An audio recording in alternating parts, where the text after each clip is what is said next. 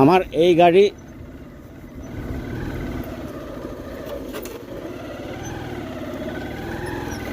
যাওয়ার কোনো রকম উপায় নেই। যাই হোক, এটা একটা ভারতবর্ষে রেকর্ড স্থাপন হলো।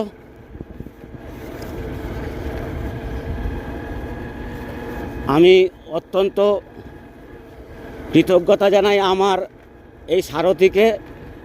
ইউনিকর্ন 16 বছর বয়স, যে আমাকে নির্বিঘ্নে এতটা পথ দায়িত্ব সহকারে নিয়ে এসছে, এবং অবশ্যই ঈশ্বরের পরম করুণা যে কোনো রকম সমস্যা ছাড়া আমি আমার এই মিশন কমপ্লিট করলাম।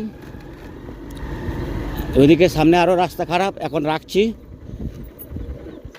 অসুবিধা হচ্ছে চালাতে।